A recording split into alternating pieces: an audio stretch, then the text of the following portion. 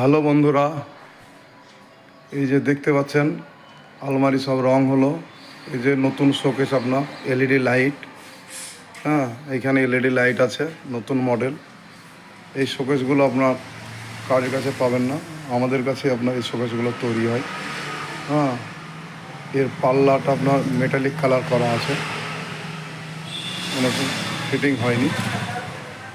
কালকে রেডি হয়ে যাবে। কালকে আপনাদেরকে ফুল ছবি আপনার ফেসবুক ইউটিউবে একদম ডাউনলোড করে দেবো, আপনারা দেখতে পাবেন।